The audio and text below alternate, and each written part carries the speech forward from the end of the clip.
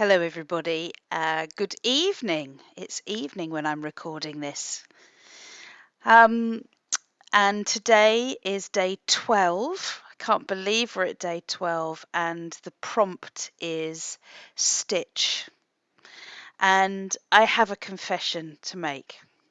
As you're watching me do some painting, and as you're watching me cut out my painting, I'm going to confess.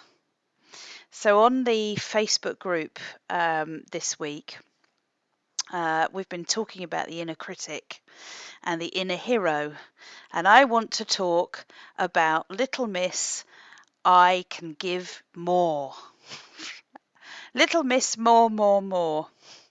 Because the reason that I'm recording this in the evening is I set out to do this recording this morning.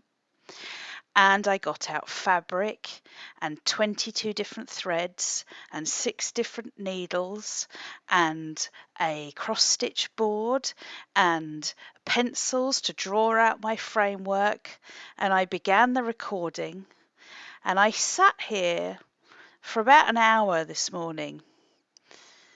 Given that this whole project I started with by saying that I was going to do less this year, Little Miss More, More, More woke up this morning and decided she was going to so overcomplicate everything.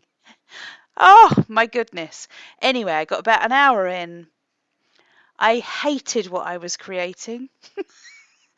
And so I really took myself off and gave myself a good talking to, lots of compassion.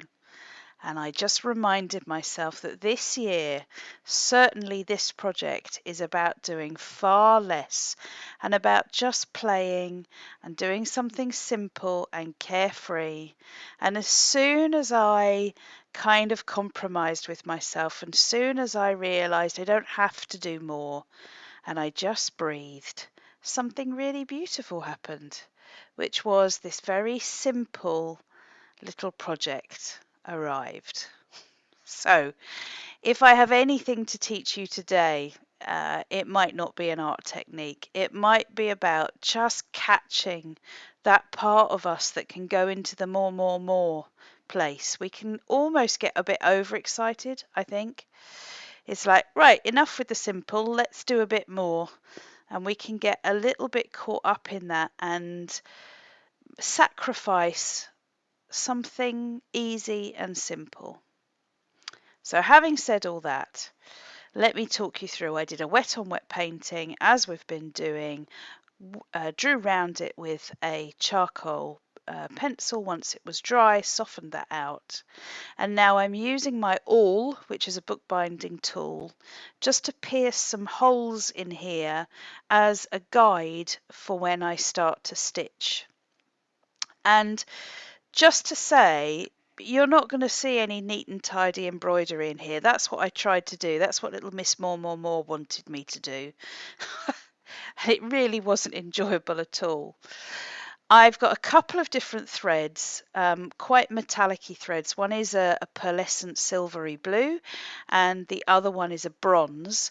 And I also, because it was sitting on my desk, I found a little bit of that netting that actually has ended up being used several times during this project that I got out of my bin when we did a Raid the Trash Day. And I used that at the bottom of my pebble. It just kind of sprung to mind and reminded me sometimes when I'm down on the beach and I'm gathering beach bones, I call them, which are things washed up from the shore.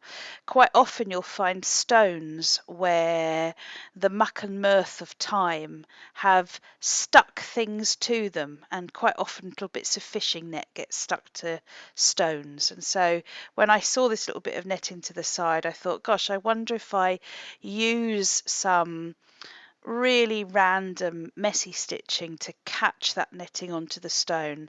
And by the end of it, I had really fallen in love with today's project. So just to recap, wet on wet painting, round it with a charcoal pencil, stitched with one thread at the top. I do a 3 crosses at the top. Nothing complicated, genuinely just following my needle, drawing with thread basically. And then I change needles, I get the bronze thread, and I just catch netting into the bottom of this stone by going over it with thread. So I want to be really clear when I'm using my thread and I'm sewing, I've used the reason why I've put those holes in originally is because if you just pierce with your needle, quite often you have a tendency to go through the paper and sort of rip it. So it's always worth making some initial pierced holes. That doesn't have to be with an awl, by the way. You can actually do it with a needle, just don't do it at the same time that you're threading. There is a difference, probably something that you need to see for yourself.